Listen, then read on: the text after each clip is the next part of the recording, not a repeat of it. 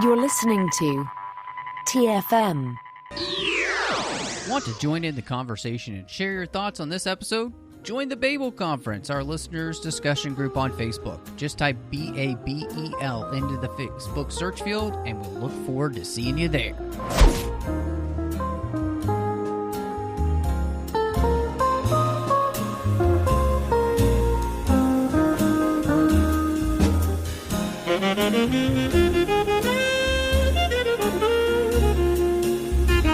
Hello and welcome to TFM's local watering hole. I'm so excited to be here. I'm Matthew Rushing, and with me, as she is every single week. Oh, wait. Oh, I'm not supposed to give that away. It's Secret Agent. We'll just call you 6. How about that? Yes. And you're 4? Yeah, I'll take that. 4 sounds good. It sounds like a good number. I was sent to kill you. Well, this just got real awkward. So, we this week are going to be diving into, because there's not a lot at the theater these days.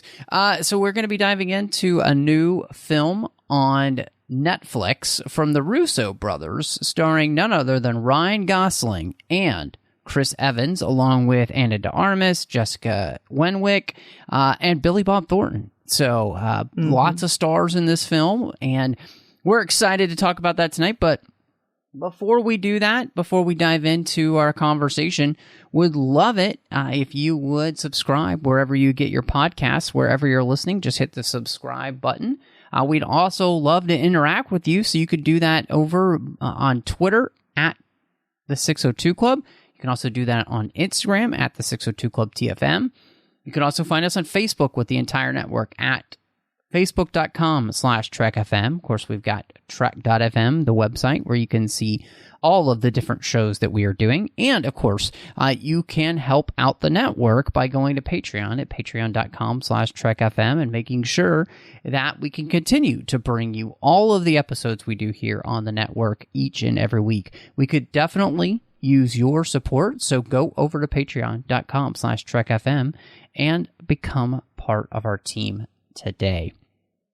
So, Christy, this is one of those films that not only does it start off because it's a novel, so it's an adaptation, but it's also a movie that kind of ends up in development hell for quite a while. And they had originally announced that they were going to do this in 2011, and you were going to have Brad Pitt and Charlize Theron in gender-swapped roles. And unfortunately, nothing came of that. And so with that as a thought, though, having seen the movie now, I'm interested in whether or not you would have liked that version. Well, it sounded like they were saying it was originally going to be Brad Pitt to star in the role Ryan Gosling now has. And then at a later time, they decided that the same role would be given to Charlize Theron instead. Yes, you are correct. I was mistaken. Yeah. Okay. I was like making sure if did I think of this wrong? But yeah, I think the thing is, I do think obviously it would work with Brad Pitt. It would just have a different feel than what we got, because although he can do an action film, I mean, he's actually in that new action film Bullet Train. Yeah. Bullet Train. Well, coming of course, out, he was in Mr. and Mrs. Smith. So, but Charlize Theron, the thing is, there's been other movies like this already with her as the lead role in a CIA type movie. Oh, right. She was in Atomic Blonde as well, like that. So, yeah. So that yep. I can see, that being something.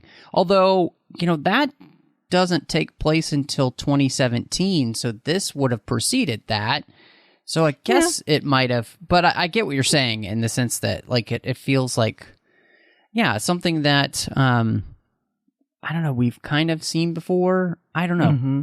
Yeah. So I feel like it just wouldn't have worked as well as some of the characters or actors did in this version, having either of them in this kind of movie. I could definitely see, especially at that point, Brad Pitt doing this role. I think in many ways that makes this a more prestige film by just putting his name in it, especially at that time period as well.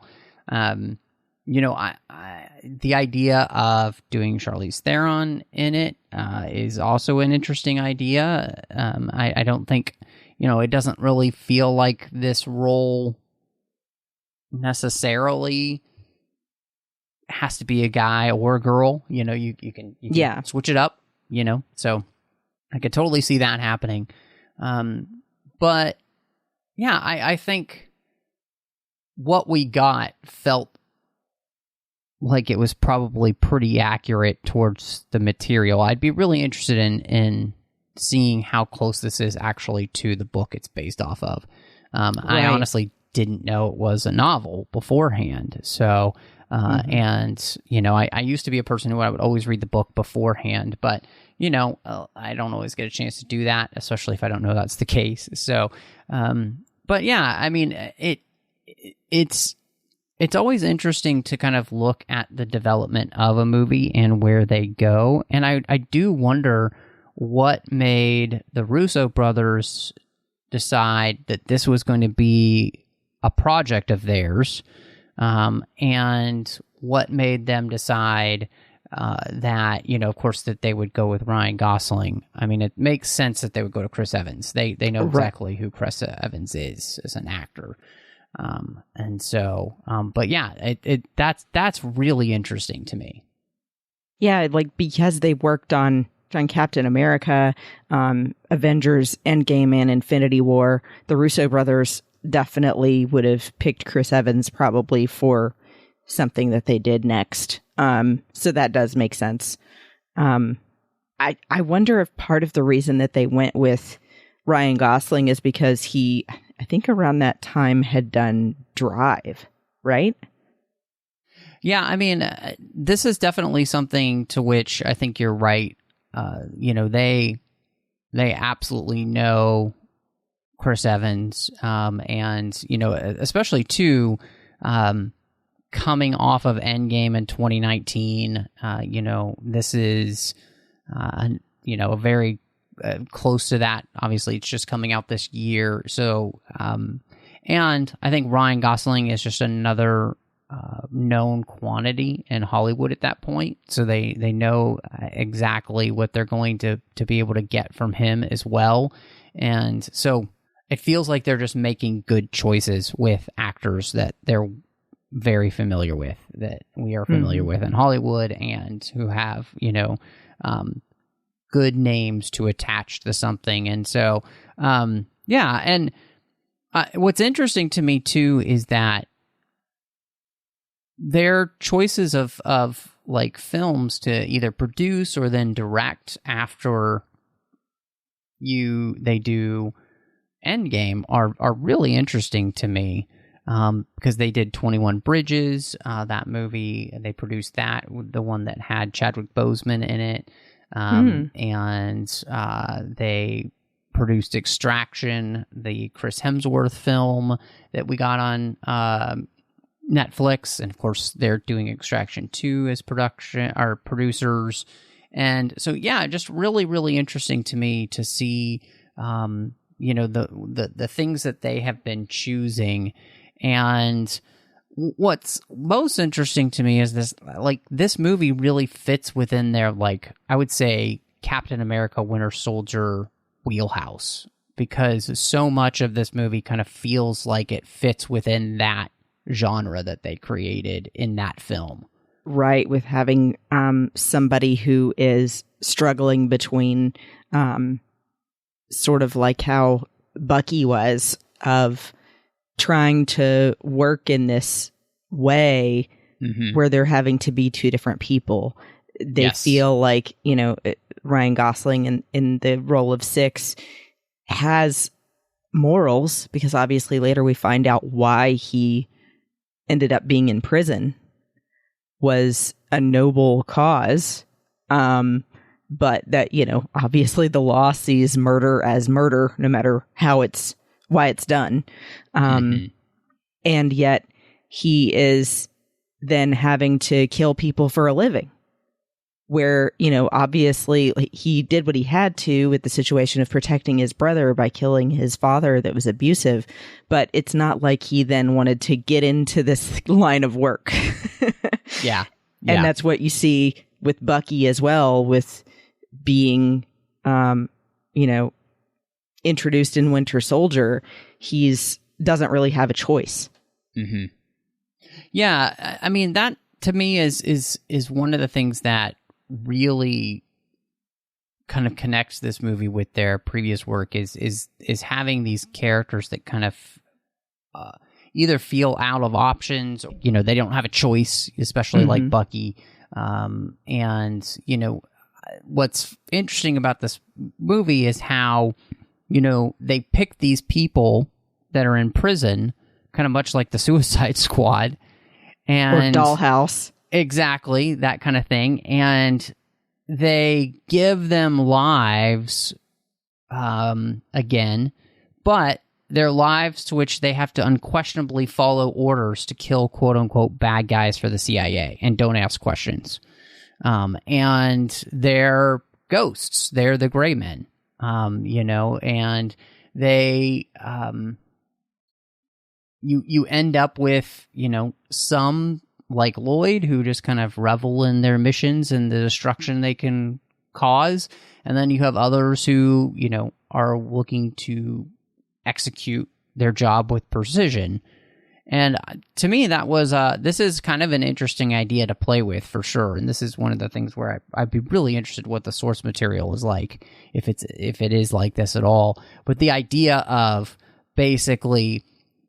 you're creating a Suicide Squad. You're creating a group of people who you have plausible deniability, they don't exist, and you send them to do these things that you can't quote unquote officially do, and they don't have a choice really in the matter. I mean, unless they wanted to stay in prison, I guess that's really the only choice that they're offered. Yeah, you can do this, or you can stay in prison. Right. Or, I mean, the other worst case scenario, if you later decide to defect from your mission, you die. Yes. There is no retirement plan, as they allude to multiple times. It's like, no, this is permanent.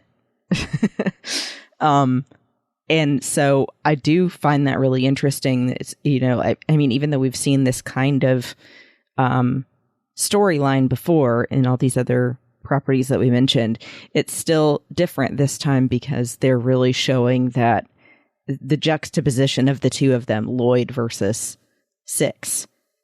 And I like that they even show how little each person actually means to the agency by giving them numbers instead of names.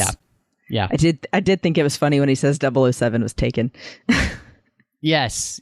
Well, and I mean, obviously code names make sense, especially when when these people are officially off the books in the sense that they don't exist.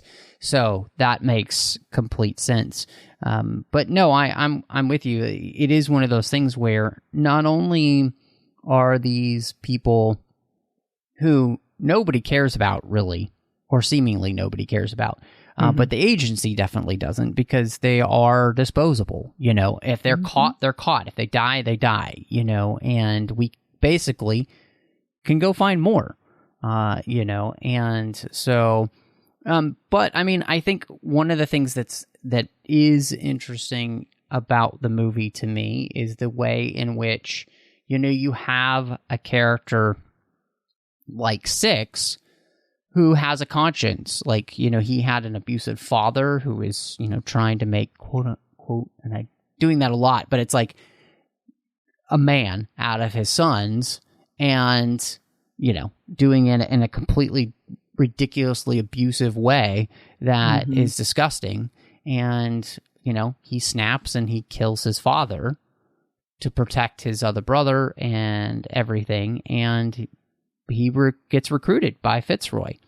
And really he becomes kind of the conscience of the movie, which is very interesting, obviously, for, a marksman, a trained killer, who goes to take people out. But I really enjoyed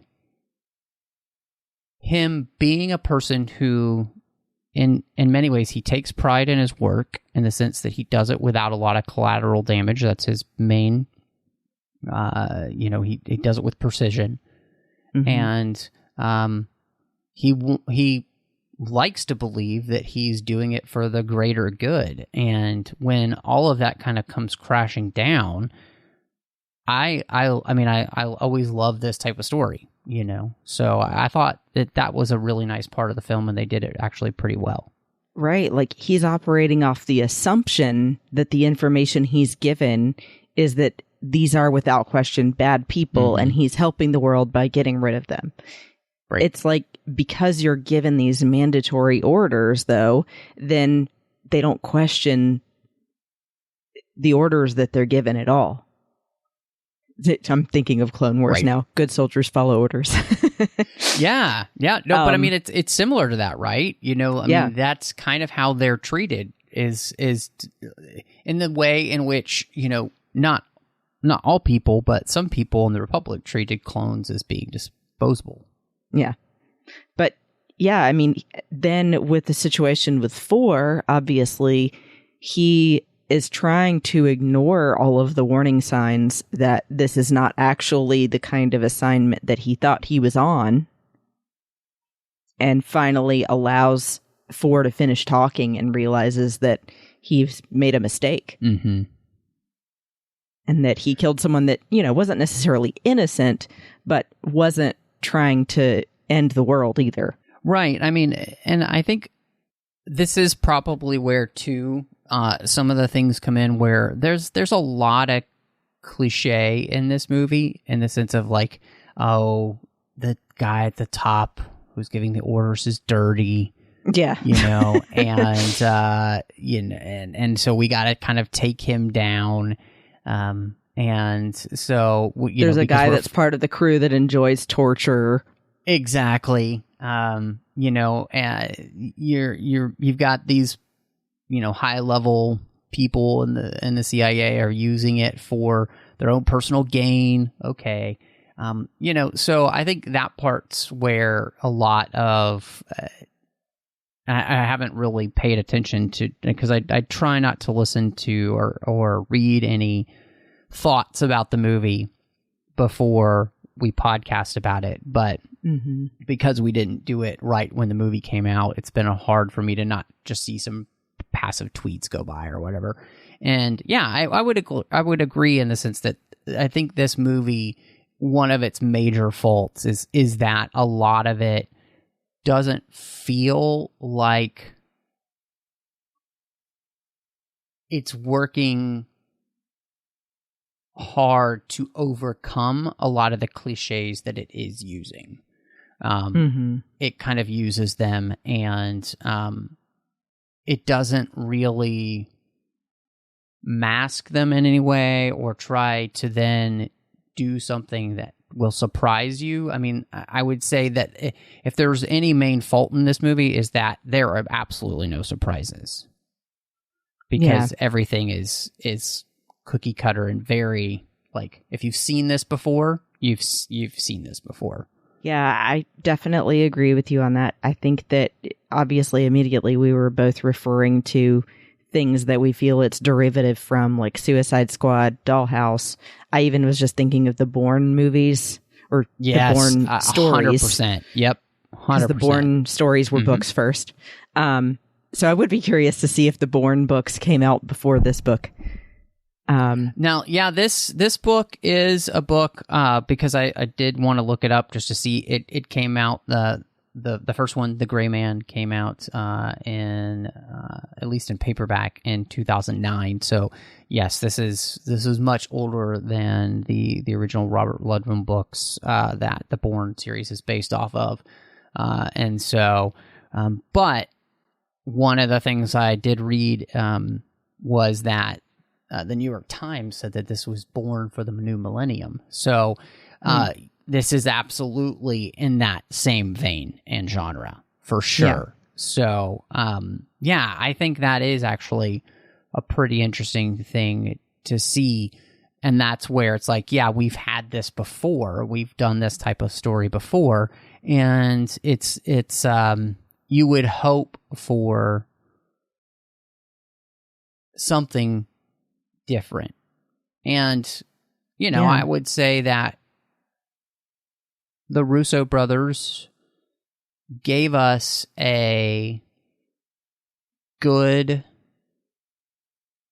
reworking of an old genre and like a 70s spy thriller type of film with The Winter Soldier. So I know that they have that in them, but I didn't really feel like this movie really took on the clichés and tried to make something different out of it, which is a little bit frustrating. So, and I'll tell you the reason that I think that is two things. One, I wonder if part of the problem is that coming into this, apparently, the head of Netflix Original Films was excited to start a franchise for this before they even made this movie. Yeah, because I think we've talked about more. Yeah, apparently there's going to be a Gray Man universe. And I'm like, of what? Yeah. And then also there were apparently multiple other contributing writers in this script than just the Russo brothers. Yeah. It was like 6 people. So that's I'm like, a lot of people. Yeah. And some of them, like, their work is just not as good. their other attribute work. So that's my reasoning that I think maybe the storyline wasn't as original as it could have been, and maybe felt like there were some areas where the dialogue could have been better. No, I agree with you, Christy. I do think that does clearly come up in the film when it comes to the cliched nature, is that some of the dialogue itself isn't quite what you would want necessarily. I do think that that's one of the places where this movie is helped, as we talked about kind of a little bit, in their casting. I think, you know, when you put Ryan Gosling in this role, he's a kinetic person. Like, you are drawn to what he's doing on screen. And I think he does it really, really well in this role, because he's able to do kind of controlled... He's able to do that very controlled, calculating character who doesn't seem to have a lot of emotion, yet has all of this kind of bubbling under the surface, and you're just able to pick that up. And I think he just does it really, really well. I'm actually pretty impressed with his ability to do that. And so I thought that he was a great choice to be 6 in this movie. And I mean, I'm personally a fan. You know, of course, he looks great, so that helps. But too, he also kind of plays the character who can't believe the situation that he's in, and he's surviving it pretty well too. And that plays into this part as well. So yeah, I mean, if there's anything about this movie that I think I really enjoy, it's his performance, and making me have any sort of like care for this character, to which, you know, is something that you've seen before. I'm definitely with you. He is that kind of person that can really portray a lot of nuance with just his expressions. And I do think that because the year that this movie was announced, being 2011, that same year he did Drive, I think that influenced him then being chosen for this movie, because he clearly showed from that point on that he could do a more serious role. and he wouldn't just be known for The Notebook anymore. And I think here, you're right, he really does portray someone who is torn, trying to figure out what to do, and yet being driven completely toward always being the person he knows he is. He wants to follow orders, but he's realizing more and more that he can't, because he really is a good person. Yeah, I think that's one of the reasons that, it made it so interesting that you could believe that Fitzroy would pick this person out to do the job that he's asking him to do, because he knew he could trust him. He knew that he was, like you said, actually a good person. The reason that he did what he did with his father was had good reasons behind it. He's trying to save his brother and himself. And so I think he's just really great in this. And I think on the other side, one of the interesting things to me about Chris Evans is that this character, and forgive me for saying it this way, because I know you liked The Peacemaker, and when they were talking about that show, they promo the show is that it was the douchebag Captain America, and that is legitimately who Chris Evans plays in this movie. Yeah, is the Captain America that's completely amoral. And it's kind of terrifying. He does it really, really well. He actually kind of plays this character to a lesser extent in Knives Out as well.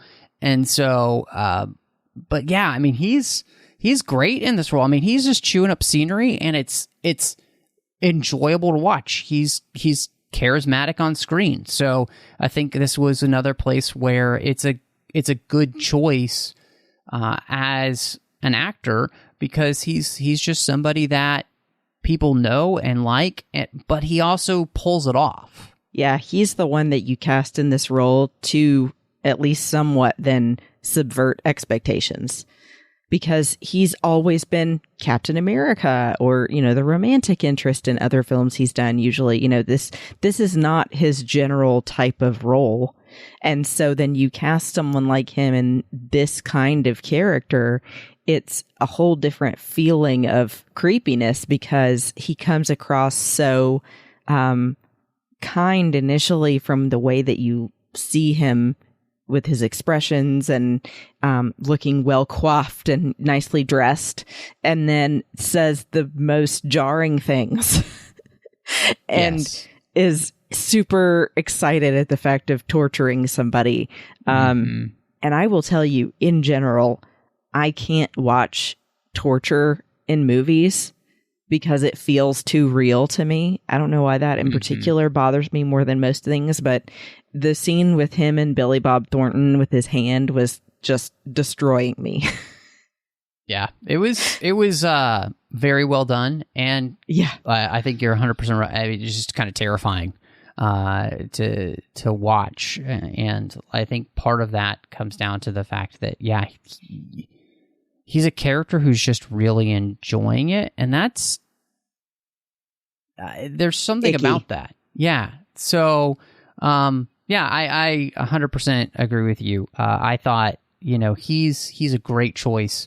And then, on top of that, we have another character here played by Ana de Armas. And of course, she was in No Time to Die. And so we've all seen her in that type of role. I mentioned Knives Out. She's in that. She was also in Blade Runner 2049. She's really become somebody who's been in more and more things. I always enjoy her in a movie. Now, I will say here, though, I was just slightly disappointed because I didn't feel like for her character, she just had quite enough. It's not like she didn't have anything to do, but I felt like the motivation for the character and all of that just didn't feel as fleshed out as I would have liked, I guess is the way I would put it. She just felt kind of slightly cardboardish as a character, which is really sad because I love her in things. I think she's fantastic.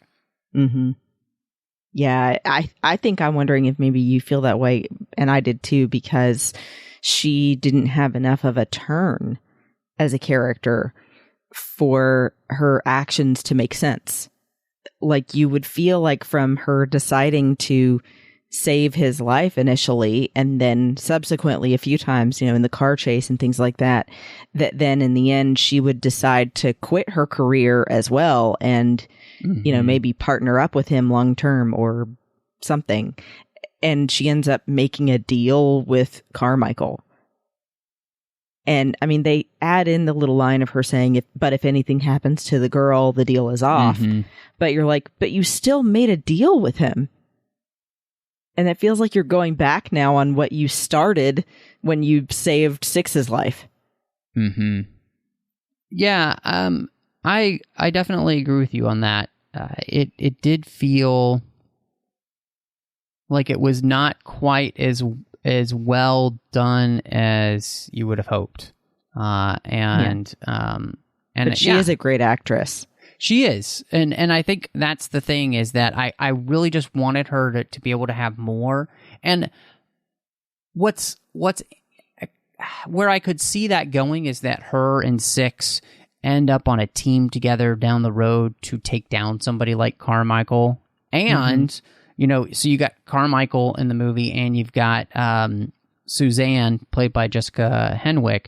And, you know, they're both characters that are the ones in the CIA who are basically jockeying for position.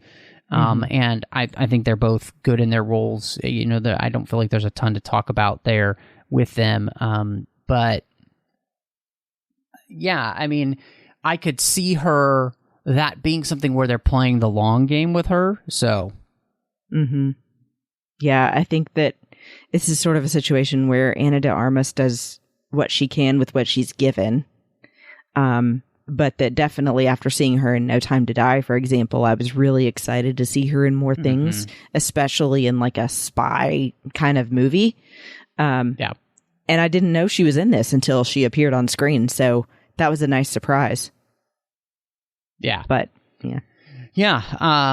I guess, what did you think of Julia Butters, who plays Claire, who kind of becomes this, of course, very important character to the story, because she is she's the linchpin for Six choosing what he does, which is that he's going to, you know, work to protect this little girl. And so what did you think of that? I thought she was one of the best assets of this movie. I think that her character was much more well fleshed out. I really liked the flashbacks of her being taken care of for a little while by Six, so that then he has a reason to want to protect her more later. And I thought that she, as an actress, really got across well how much she had become attached to both him and her uncle. Yeah. And then makes you feel the emotion of being torn apart from both of them later in the movie. So, yeah, I mean, Julia Butters did a great job. And I think that she should definitely get cast in other things. Yeah, I really enjoyed her, in all honesty. I loved her relationship with Six. You know, obviously it humanizes him, and I think she was just a really good actress, and it made watching her enjoyable in the film, which was really nice. And I think she is a character that's now a part of this, and so, you know, if they are going to be doing a universe, okay, well, then she's somebody that I'm actually interested in seeing in the future. And so, and, you know, I thought it was, you know, I think Billy Bob Thornton was also really well cast as, you know, her uncle, because, you know, he has the ability to immediately have a type of gravitas on screen. And, you know, he also has that kind of like soft side to him as well. And I thought, you know, he was a great choice to play her uncle. And, you know, that in the end, of course, he makes the ultimate sacrifice so that she can live. And, you know, so I really enjoyed him in the movie. And in some ways, you know, with the knowledge that, you know, they want to do more of these, a part of me is just a little bit like, oh, crud, I kind of wish he was still around, because I liked his character. I liked his relationship with Six, and of course his niece. And, you know, so it's kind of sad that he will not be around in the future. So yeah, I love his relationship with Six as well, and especially the way that the two of them had conversations where, even though they were being recorded or had to play it on speakerphone, they understood what each other was saying, even though they were kind of disguising what they were talking about. Yeah, you know, very subtle. So that was cool. Yeah, that was really nice. So did want to add one other person that we didn't mention. Although I feel like they maybe had too many characters for this movie and it could have been a little more focused on a few characters, I have to give a shout out to Alfre Woodard, who played Margaret Cahill.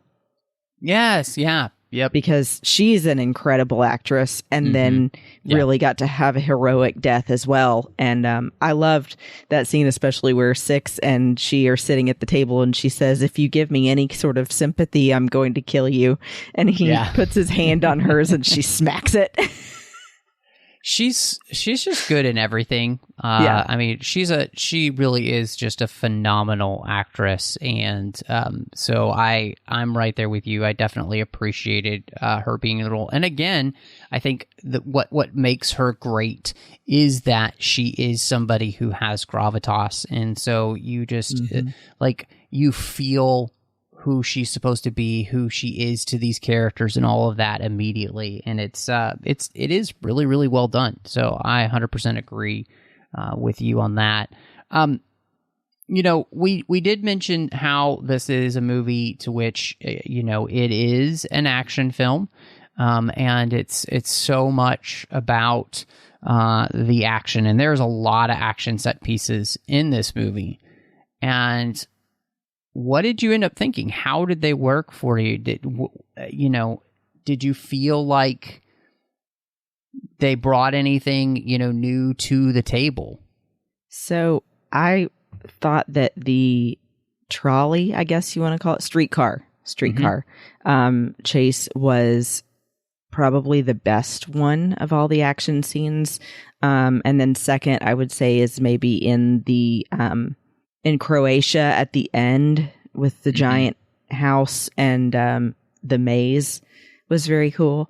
The weak point to me was the plane scene, because I think they're just trying to do too much all at once. And the way that it was either filmed or edited or something, oftentimes you couldn't tell what part of the plane you were looking at. It was just a lot. And so I left that scene kind of feeling more confused about how anyone got out of that and then landed. I think for the most part, you know, the action looks good, competent. You know, these are directors who know what they are doing with these stories. So I honestly, you know, I don't have any issues with anything on that front. I think one of the things that I didn't really love the camera movements a lot of times. There were too many just like massive sweeping camera movements trying to do something quote unquote cool, it felt like. And that kind of annoyed me. It's like you're trying too hard to be cool, and I wouldn't say it's working. So, you know, simmer down, Nitro. And I think, you know, the one that I felt like was the best was the one in Croatia. It was a I thought a really fun scene, a really good scene. I think they did a great job with it. So I appreciated that. And I got to say, too, we watched Red Notice, which was also a big action spectacular thing on Netflix. And this movie is just so much better in really every single way than that movie when it comes to what it looks like. And a big portion of that is because this movie is not filmed on a soundstage. This movie is filmed on location. And you can tell. And it's really good that they did that because this movie looks all the better for it. And, if this had been one of those movies like Red Notice where they had filmed a lot of green screen and then put them like they're supposed to be in a place, but they're not really there, that would have just killed this movie completely. And so, yeah, I think this movie looks good. And it's, because of that, it helps the film. In a lot of ways, and so, was there anything else that, I'm just trying to think, was there anything else about the movie that either stood out to you in a good way or a bad way? The other thing that I noticed was that the time frame that this was actually filmed in was only 6 months. It was March to August of 2021. So I wonder if it could have done better with having a little more time. Maybe it was too rushed, in addition to having too many cooks in the kitchen with writing the story. Some things could have been tweaked and been even better. But I do definitely agree with you that practical effects sometimes can really make a difference, or, filming on location instead of a green screen to make it feel more real and more interesting. And you can tell without a doubt, when they're in Prague, for example, and the architecture and there being, the square and things like that, even down to the style of the police cars. And I like that they also get across in the dialogue for those scenes that it's very common for people, especially that live around Europe, to just catch a train over to Prague or something. Right. It wouldn't be as much of a big deal as me trying to catch a train to Texas. Yeah. So I thought that was a good thing to add because that's something that I know from a lot of friends that live over in Europe. Yeah. Yeah, I mean, this movie kind of hops all over the place, and, it definitely is in the vein of, movies that it's trying to emulate, whether it being a Bourne movie or just kind of like a James Bond type film where you're in a lot of different locations and you are trying to use locations which, people don't necessarily always get to go to. And so I think all of that was really smart on their part in that. But I can see what you're talking about and the idea of if you want to create a movie that gives you more than just what people have mostly seen before, I think, you have to find a way to make this stand apart from other spy franchise type films. And I'm not sure that this necessarily does that, which leads me to the question of what you would end up rating The Gray Man. So for the few things that do really work in its favor, I forgive it a little bit more than I would if it didn't have the cast that this had to pull you in the first place. And I think that was a smart choice. I think they knew casting someone like Ryan Gosling in the lead role was going to catch people's attention, even if they didn't know the film was coming. When they saw the title card on Netflix and saw his face, they would go, "Oh, that looks like it might actually be something big. I need to see that." So I think that worked in their favor. And, like we said, filming on location, there were still a few things that could have been a lot better. So I kind of come down slightly higher than the middle. I give it a 3 out of 5 hand grenades, because I just think that there, like we said, could have been some things that really made it unique rather than just feeling so compiled of all these other movies that we know and love. Yeah. No, I 100% agree with you. And I'm actually, as we were talking about the film, there were things that I enjoyed about it, but in the end, I would say it's only slightly better than average. And for a movie like this, and for Netflix hoping to be able to create some kind of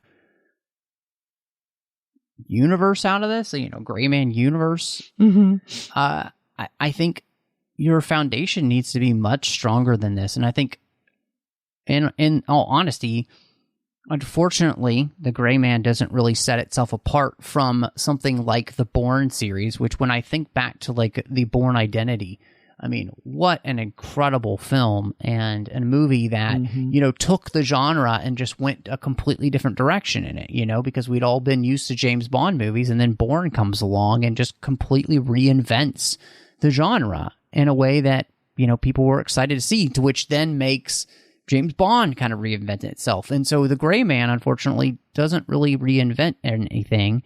It just stays the same as what we've seen in other films. And it doesn't really set itself apart, even with its characters. So I think it just doesn't do itself any favors. And so, yeah, I think 3 out of 5 stars. I had been at 3.5, but no, it's only 3. And there's the possibility that if I rewatch this again, it might just be a 2.5. I don't know, but it was disappointing because with all the star power in this movie, you would expect it to be better. So, yeah. But Christy, I'm really excited to see what you might want to recommend to everybody this week. So I kind of went back and forth on it, and ultimately decided that because it's been on my mind a lot with us getting toward fall, I wanted to recommend something spooky somewhat. And so I'm going to recommend, if you haven't seen it, the film Elvira, Mistress of the Dark, because it is on Hulu, I believe, still, or Amazon Prime maybe. And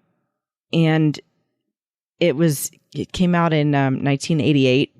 And if you're not familiar with her, she was sort of like the queen of all of the ghouls in the world. They had her introduce different horror movies and things like that on like a horror theater night on TV. And then she got her own movie, and it's just very irreverent humor. Like someone says, "Hi, my name is Chad." And she's like, "Well, I am Elvira, but you can call me Tonight." So yeah, she's just fun. And if you're, into Halloweenish kind of stuff, I think it's a good time to check it out.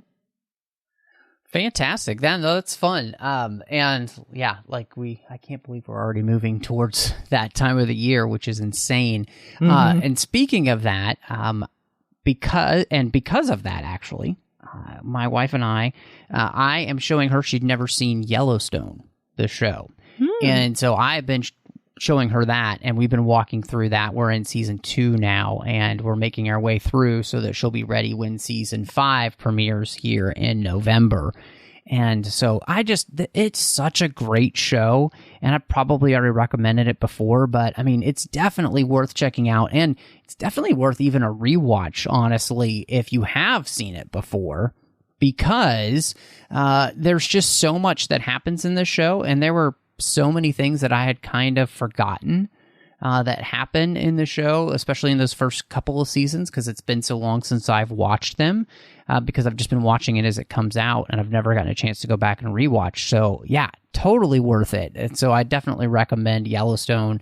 Of course, there's 1883 that's out, and then of course they're going to be doing a new series that is in the same universe with Harrison Ford and Helen Mirren, called 1932, I think is the year that they're going with for that one.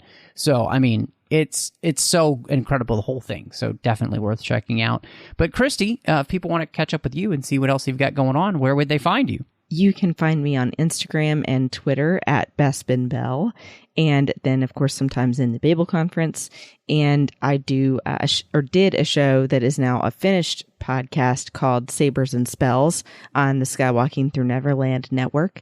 And hoping to possibly do something more with that on like an Instagram Live or something. So, but where can people find you? Well, you could find me all over the place on social media platforms under the name Matt Rushing02. So Twitter, Instagram, Letterboxd, Vero. Would love to talk to you there. And of course, you can also find me here on the network doing a bunch of different shows.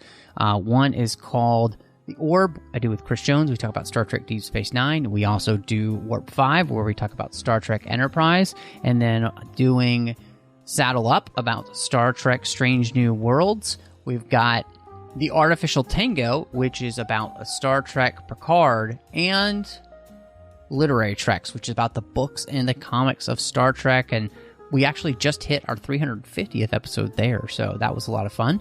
And then over on the Nerd Party Network, you'll find me with a couple of shows. One is a completed show I did with Drea Kaufman, and we talked about every single chapter in the Harry Potter series, one chapter at a time. And that's a show called Owl Post. And then last but not least, you'll find me doing Aggressive Negotiations with the amazing John Mills. And that is a Star Wars podcast, and it is so much fun. So I hope you will check all of those out. But as always, thank you so much for joining us. And y'all come back now, you hear.